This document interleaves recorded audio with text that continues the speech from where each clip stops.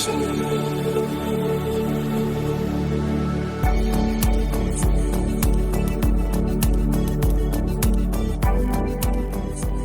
to the Climate and Coordination RCAST, where every week we'll be discussing topics related to all things climate change and our chain's role in the solution.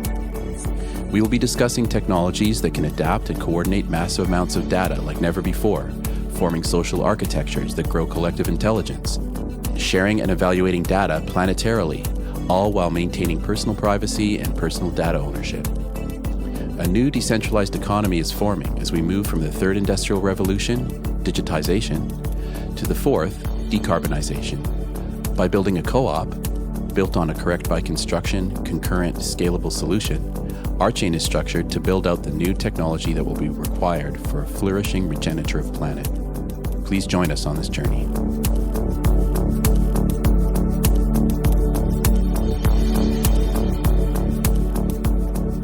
Okay, welcome to this week's episode of Climate and Coordination RCAST. There are a number of climate breaking news stories that I wanted to discuss this week. And unfortunately, they're not very sunshine and rainbows. I usually try to find some that are a little more upbeat to kind of counteract all of the scenarios that we're facing, but sometimes this is just what you got to do. So this one, this just came out, I believe, yesterday. This is from USA Today, but it's been covered in dozens of publications. This is really crazy. So the headline says, largest recorded iceberg, more than 3 times the size of Los Angeles, breaks off from Antarctica. So this is for people who don't know how big Los Angeles is. It also says here it's almost 75 times bigger than Manhattan. So if you've been to New York, you've been to Manhattan, you know. So this ice chunk broke off what's called the Ronne, R-O-N-N-E, or Rhone ice shelf. The iceberg is known as A76. It's currently the world's largest. And it's bigger than the previous iceberg that broke off, which I believe it's 440 square kilometers bigger. So this iceberg just broke off, I believe, yesterday, less than 24 hours ago. And obviously it was big news because the biggest iceberg to ever break off wasn't nearly this big. So it says here it's 1,667 square miles. So that's pretty large. Of course, icebergs calving is what they call it. Calving and breaking off is completely natural, but the size of this one and the frequency with which they're breaking off is very heightened in the last couple of decades. And obviously we're seeing increased melting as well, besides just these huge calving events. I also wanted to say that this happened in a spot called the Weddell Sea, Weddell, if anybody's interested in learning more about the geography around Antarctica, which is fascinating and rapidly changing, of course. So this is really bad sign. I think people have been expecting that there's going to be more breakoffs. I know that it's possible that we could see an ice-free Antarctic before the end of the century, which is easily within many children's lifetimes, possibly some of our lifetimes, depending on how fast it happens.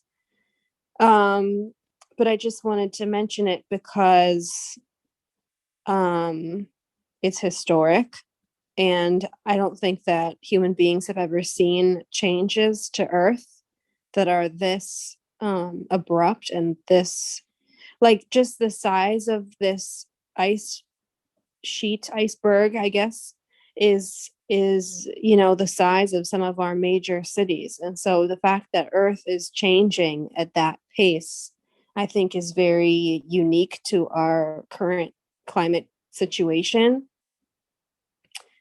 I should probably study more about how big the icebergs were that broke off in the 1900s or whatever, but I would venture to say that they didn't break off as often and they probably were not as large. And of course, there was another ice break off that happened in February, which I believe that we did talk about on this call. And that was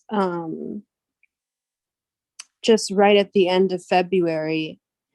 And it was about 490 square miles. So this one is, let me just check what I read here before. 1,667 square miles. So, I mean, this is much, much bigger than the last one. So anyway, there's no good news here, really. I just wanted people to be aware that the icebergs are cracking off. And it's just astonishing how big they are, really. I mean, obviously, ice breaks off probably every day, all day long, but this one is just so big. I just have trouble even fathoming when you look at the picture. There's a picture, and you can also, I believe that there's some other agencies, NASA, and probably some others that have other pictures. But when you look at that picture and you imagine all of New York just on that little strip, it's just really staggering. So I wanted to share that with everybody. I would love to know if anybody has any comments about this. I felt that it was important to discuss. Yeah, I just wonder whether there will ever be an iceberg big enough to kind of cause enough concern around the planet to start to coordinate. I don't know. It's crazy. That's a great question. Yeah, I think in California, we're always wondering, when is the fire going to be bad enough to kick everyone into high gear?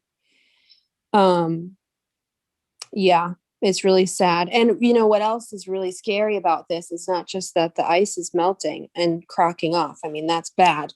But what's super bad, in my opinion, there's two things. There's first is that if people don't know, the fact that we have these ice sheets at the poles, and sometimes we have snow in other places, of course, that helps reflect sunlight back into space. So the snow cap and the ice caps actually keep the planet cooler because they reflect sun, they reflect heat. And so when those ice caps break off or they melt, or eventually they melt, then that turns into very dark water. And so that absorbs the heat faster. So first off, this is going to cause more heat absorption. And the second thing is that we're already starting to look at ocean circulation possibly being affected on a global scale because we're adding so much fresh water, because the glaciers or these ice caps, I think, are fresh water. And so are the glaciers. So there's like a bunch of frozen fresh water on Earth that keeps melting. And then that also creates a problem with the ocean currents, because the ocean currents need the salty, cold water to go to the bottom, and then the fresh, warmer water stays at the top. And when you introduce too much fresh water, that sort of conveyor belt can shut off in extreme situations, or it can slow down, which basically can cause a huge problem with, fish getting enough oxygen and the whole water column with the algae. I mean, it's like, you don't even want to go there. And actually, there are people that are already talking about this happening. And so there's kind of a rush to study it and see what sort of can be done. But those are two really, really serious aspects of this that are probably only going to increase.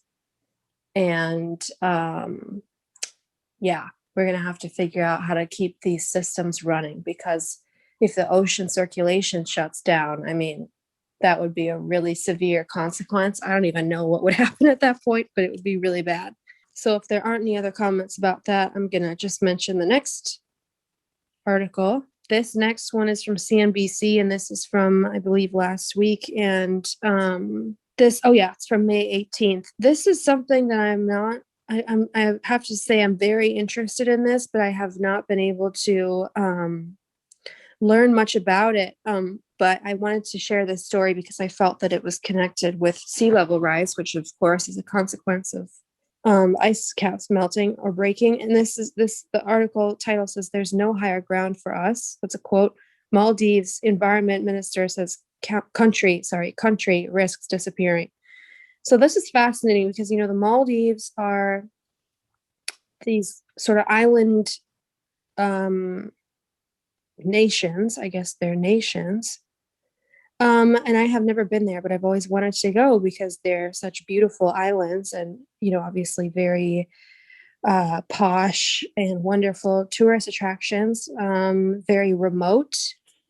And, a lot of times these smaller places don't, oh, sorry, I wanted to say that it wasn't, that Maldives are in the Indian Ocean. I wanted to mention that. So a lot of these smaller places don't always get very much press coverage because they're so tiny and they're so remote. But it's all about Florida and it's all about all these other places. But I'm glad that they're talking about this. So basically, the Maldives are about to go underwater. They have based all the people on the Maldivian islands have moved up as high as they possibly can. And they're already facing flooding pretty regularly. It says that they could disappear, these islands, and all these people would have to move somewhere, I guess. But this republic, I believe it's actually a republic, they could be gone by the end of the century. And they use these concrete, there's a picture here, it says that they use these concrete blocks along the shore to prevent further erosion. Of course, erosion is a huge problem with sea level rise, and actually there's a lot of beaches all over the world that are at risk of being eroded away, just because the water rinses everything out. So it seems like maybe they've got some kind of basic sort of seawall strategy here, but I mean, that's been tried in Florida with sort of maybe Steve and we can talk about it, but I think that that's a little bit of a stopgap, kind of not too effective situation. It seems like that's really not solving it. Obviously, you just can't keep water out. I don't know, Steve, if you've had any experience with the seawall debates being in Florida, but yeah, well, with the seawall, it's if your water, if the tide rises higher than the wall, then you're out of luck. And in Florida we have hurricanes, and the water just goes over the seawall and floods the neighborhood. So yeah, the wall only does as good as keeping higher than the water. Other than that, build a higher wall. So yeah, it looks like they're really trying to survive this, but it's just so unfair because I bet the carbon footprint of a place like the Maldives, aside from the tourism, which is not their fault, is incredibly small, even with the tourism, because this place is so remote, it's so tiny. They probably eat mostly local. It's just not fair. Obviously, the Maldivian people are really trying to curb their emissions. Like most nations, they're really trying to be part of the solution. It says here the Maldives released updated reports to reduce 26% of its emissions and achieve net zero carbon emissions by 2030. That net zero term can sometimes be a little bit nefarious, but they're aggressively trying to solve this problem. But it's not really fair that these people have to suffer so quickly, so soon, when they are not really the ones who emitted most of the greenhouse gases. So the Minister of Environment is a woman called Aminath Shana. Aminath? I think that's how you say her name. I'm not sure. But she has a quote here at the bottom that says, "We need every single person in the world to address climate change at a personal level and at a political level by governments. Ambitious targets are urgently needed to help not just the Maldives, but all small island states." So yeah, I mean, I think like just aside from the fact that it's really unfair that these people are at risk of losing their nation, it's also just like a cultural catastrophe that there are so many small island nations that are at risk of disappearing. And with that goes the art and the history and all these incredible places. And obviously these people can move, but their culture is not ever going to be necessarily the same, And so I just feel that it's great that CNBC is talking about the Maldives, because I feel that these small island nations and other low-lying places that maybe are not as famous as Florida, they don't always get the attention that they deserve. So at least there's good news in the fact that people are starting to draw attention to the fact that there are other people around the world that maybe, we don't think about as much, but we should, because they need help and they need it urgently. Oh, one last thing here. It says the World Economic Forum has estimated that by 2050, 80% of people in the world will be impacted by climate change. It's a pretty standard statistic, but it does say here, meantime, scientists suggest sea levels could rise by as much as 1.1 meters by 2100. And there are lots of places that are already at or below sea level. So if we're talking about raising the sea level by 4 feet in less than 80 years, I mean, we got to get going on this infrastructure stuff, or a lot of people are going to have to move, so it's a serious problem. And I'm curious if anybody's ever even been to the Maldives. I've always wanted to go, but I don't know if anybody has been there. I have not. I saw this one article, I think it was a jumping off article from the article you pointed out, and just reading it now, and it's the headline is sea level rise could be worse than feared, and it talks about a 1.35 meter rise by 2100 from a Danish team that basically claims that the previous modeling is flawed. So it's even potentially even worse than what you were saying.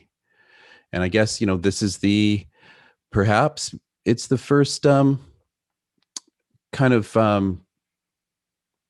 100% displacement situation that's going to occur, perhaps, islands that are in the middle of the ocean.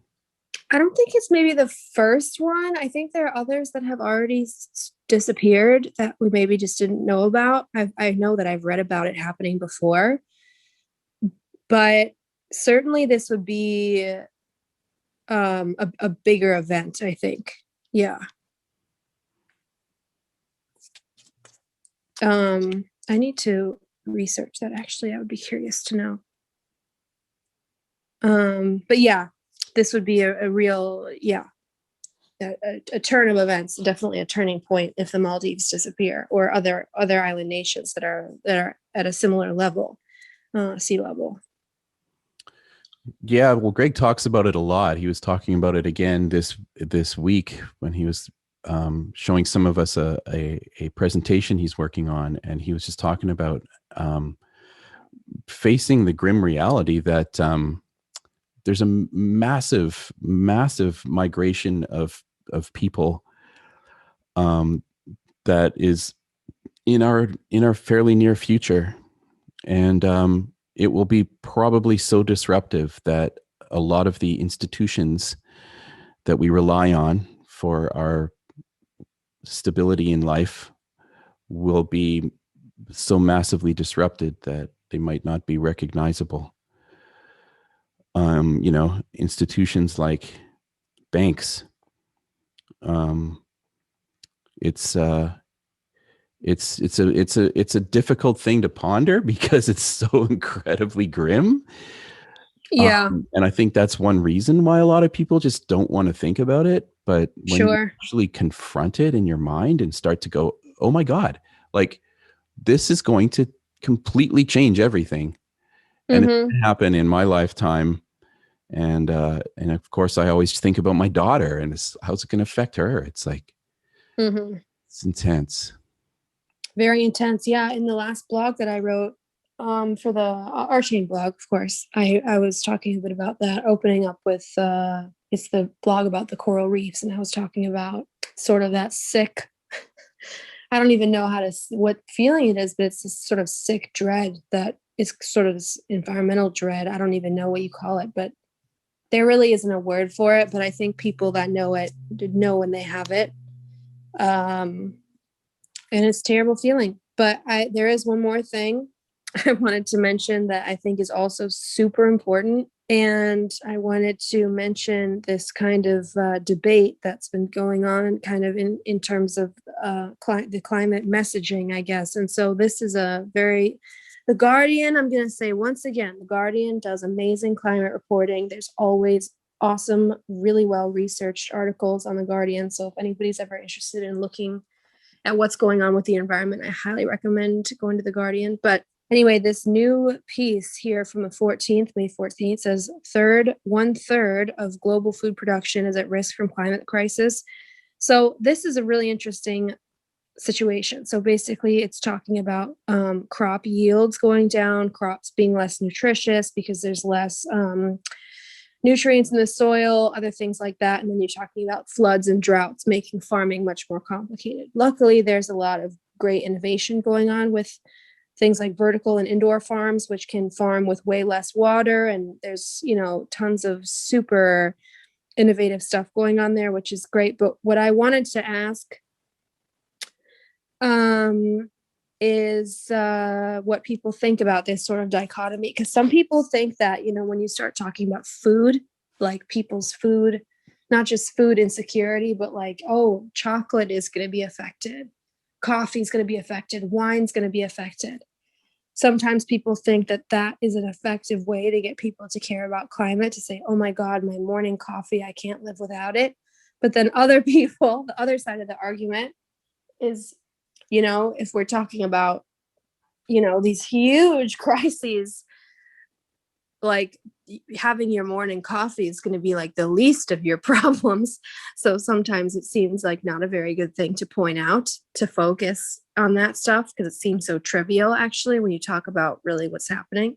So whenever I see articles like this, and they make the rounds on climate Twitter all the time, they say, oh, well, the fires in California, they're starting to affect the grape production for wine. And, there'll always be two sides to that. Some people will say, oh my God, now I really care. And the other people will be like, well, like, yeah, that's such a small, tiny little insignificant thing. Like, so you're still not getting people to care on the level that,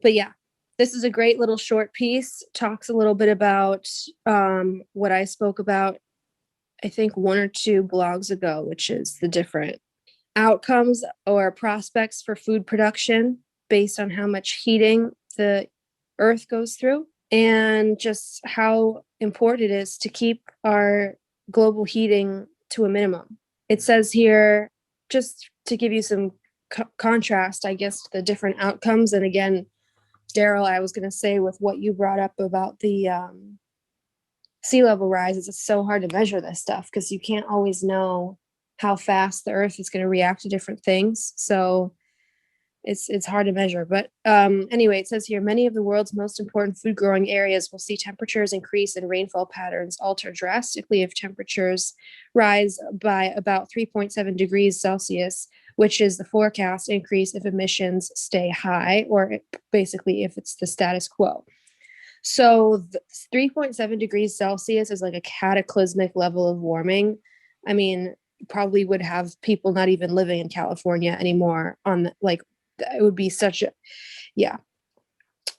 You can read more about these climate sort of forecasts with heat with this book by David Wallace Wells called The Uninhabitable Earth, in which he just discusses different levels of warming and some possible outcomes from that. And it won a bunch of awards, and it's terrifying. So 3.7 degrees would be like cataclysmic. Millions of people a year would die from heat. It'd be like horrible.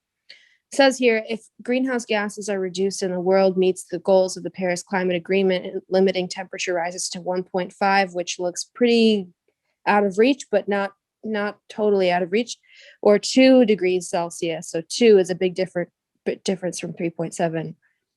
It says then only about 5 to 8% of global food production would be at risk, which is still a lot.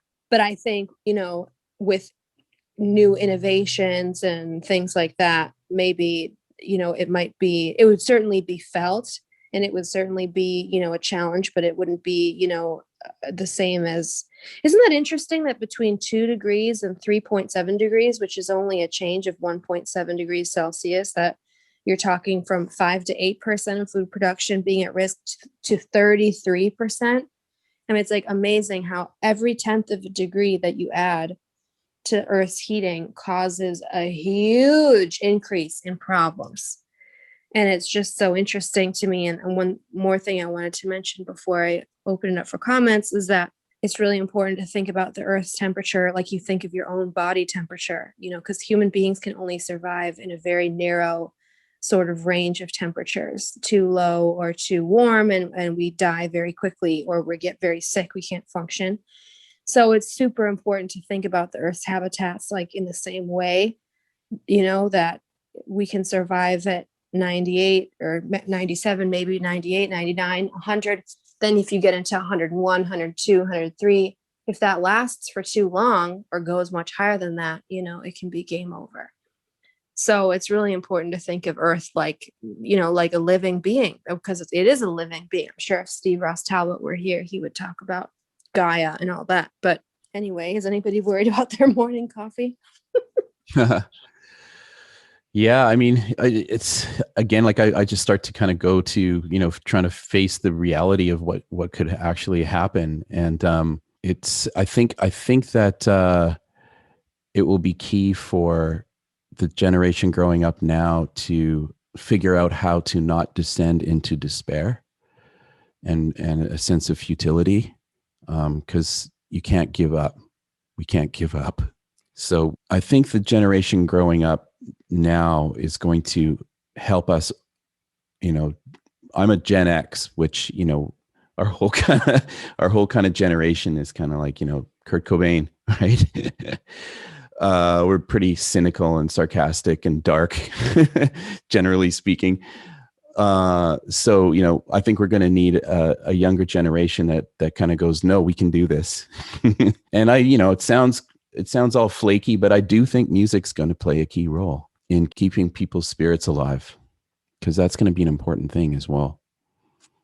I mean, just imagine, starting to imagine all these things that you're listing off.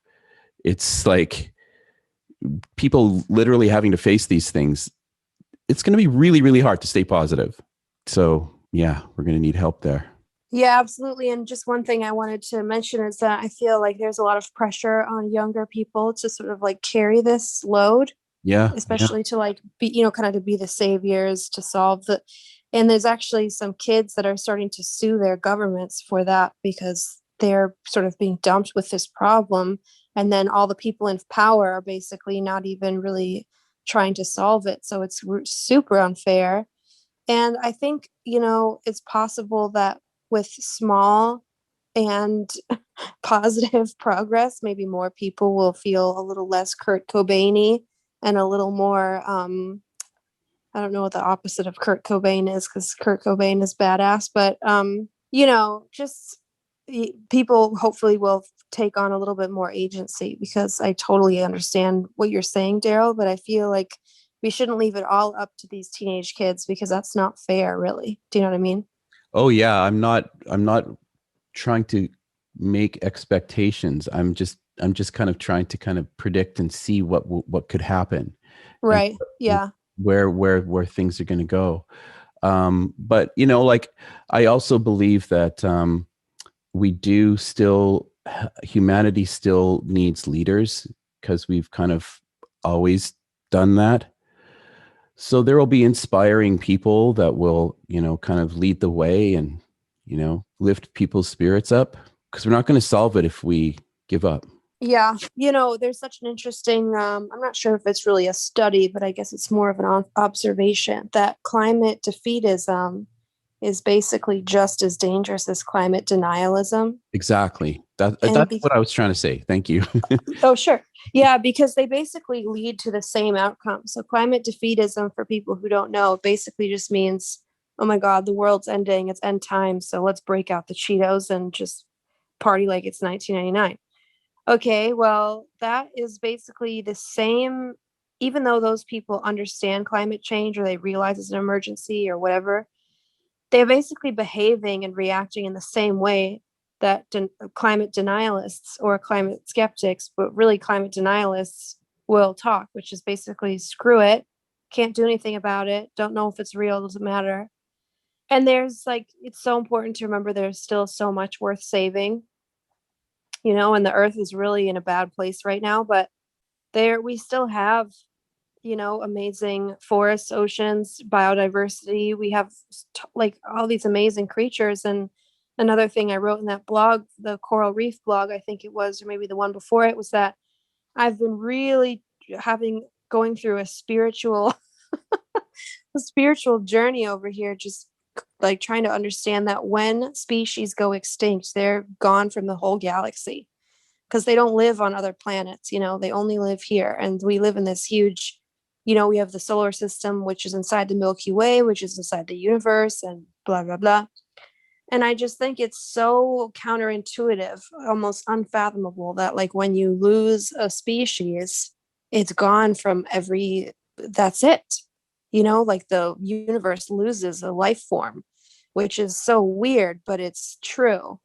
And I've been really going into a deep sort of spiritual place, trying to understand that. And it's a hard one. It's really hard. Well, it turns out that there is such a thing as evolutionary convergence. Oh, hi, Greg. Hi there.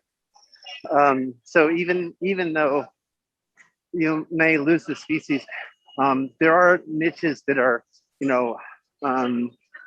they're everywhere. And so the same form or very, very similar will show up again. If you just run the numbers, you're right, there are many species that won't ever be replaced.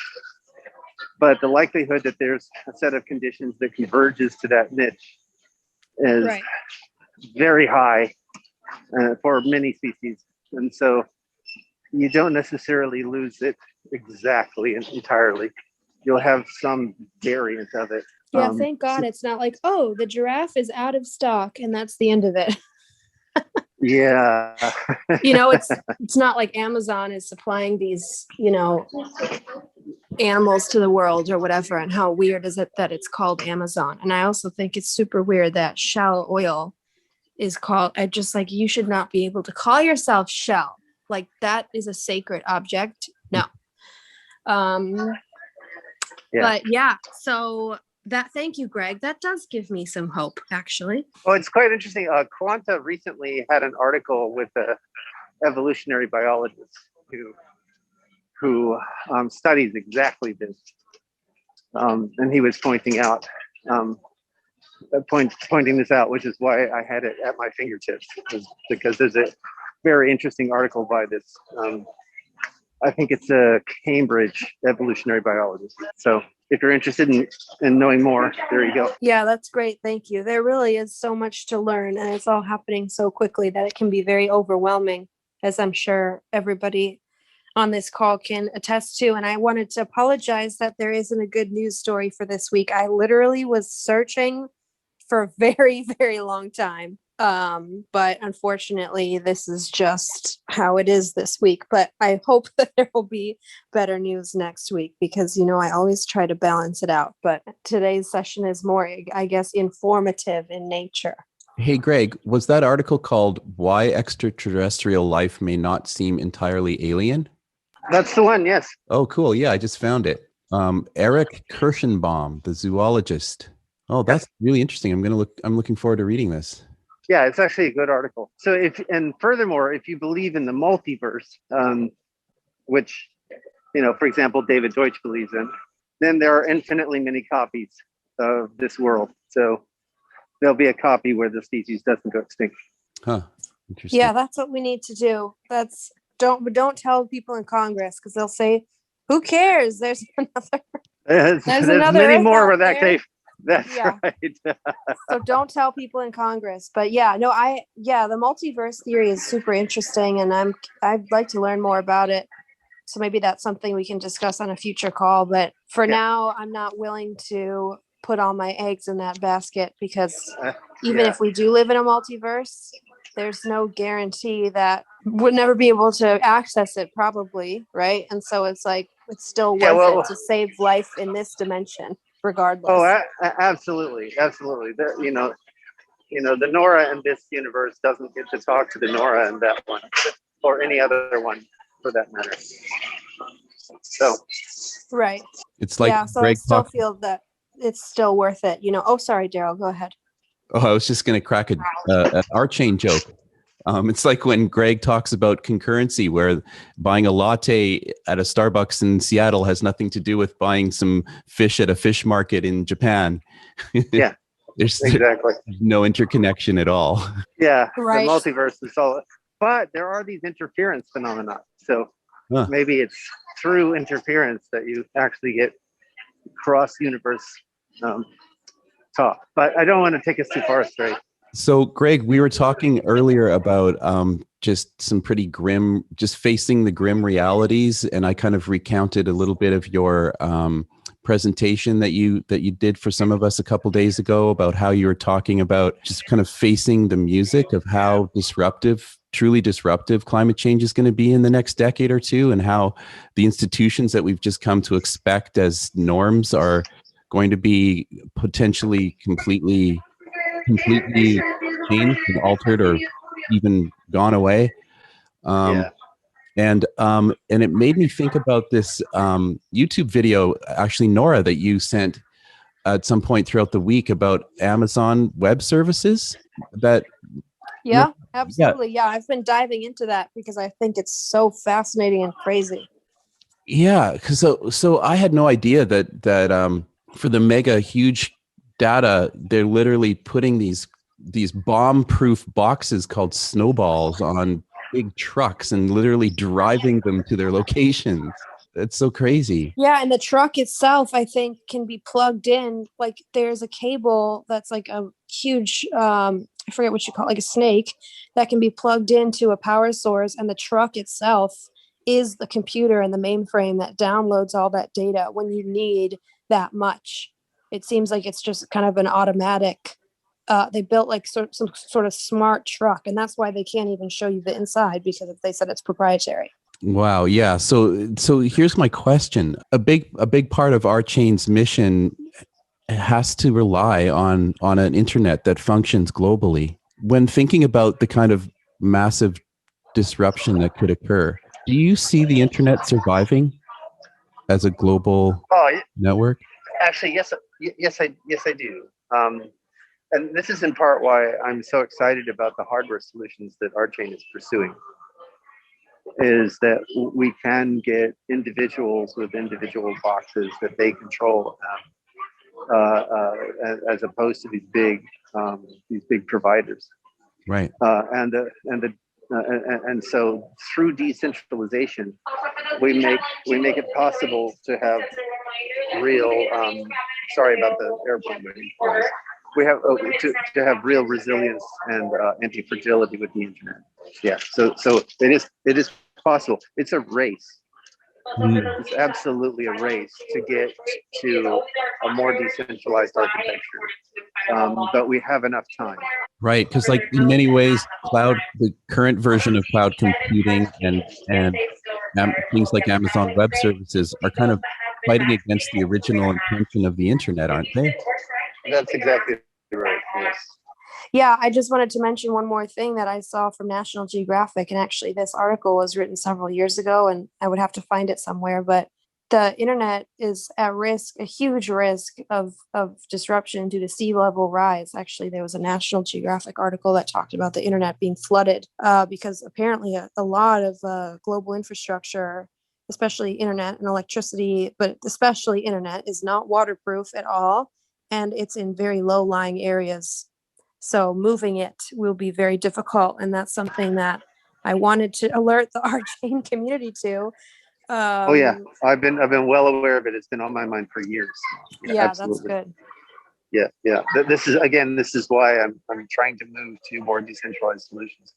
There's another piece of the puzzle, which is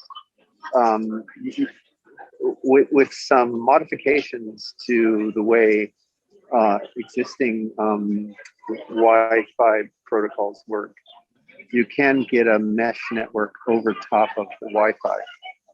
So, and this is, I mean, it will be a challenge, a technological challenge, to get it to the kinds of speeds we're used to. But the beauty of that solution, which I hope has been hastened by the votes on net neutrality, is that no one's in charge. There isn't a single provider who's in charge. The only place where you get difficulties is in the crossing the oceans. So there you do have pinch points in terms of providers. But this is exactly why Musk is doing his satellite play, is so that you can get over the whole laying cable across the Atlantic and Pacific kind of thing. Yeah. Wow. Lots to think about. So yeah, I wonder if Amazon has a plan for any of that stuff with sea level rise. I mean, I guess those boxes must be waterproof, right? But still, you have to drive trucks everywhere. And there's probably a lot of different highways and roads that are not going to last forever because they're going to be too low.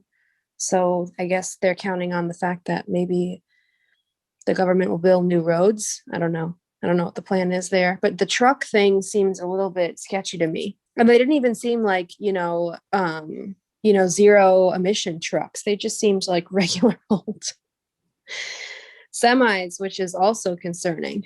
Yeah, well, I think having one company that has such a monopoly, that's the other thing I didn't fully realize until I saw that YouTube video that you showed, Nora. It's like, what an incredible monopoly Amazon Web Services has. It's like kind of absurd, really. Like, it's just like crazy. Yeah, it's really scary to think about how much they really control. Oh yeah. It's been on my mind, and I think on many people's minds for a long time.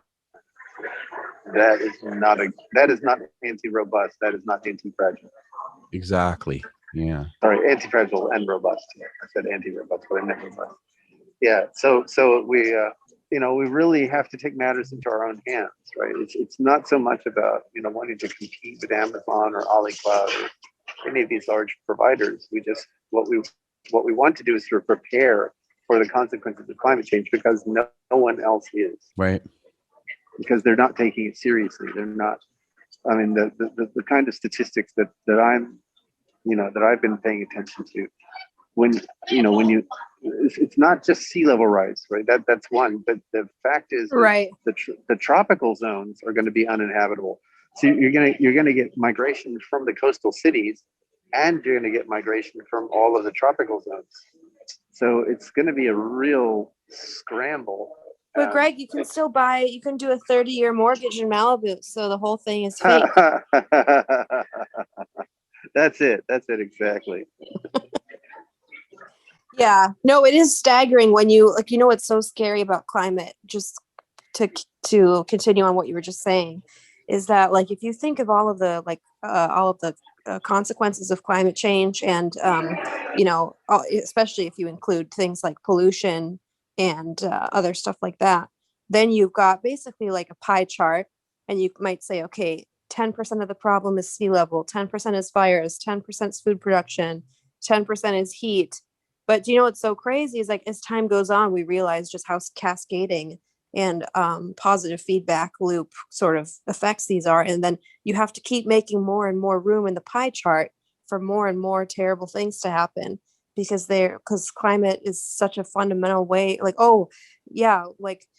have to think about the internet infrastructure. Okay, add that to the pie chart. Now we have to think about identity solutions for refugees. Okay, add that. So it's this pie chart is becoming so crazy filled with stuff, and any one of these slivers is extremely expensive, consequential, difficult, logistical challenge, humanitarian, but they keep continuing to be more and more. I mean, it's just shocking, and it's too bad. But one by one, we'll fix it.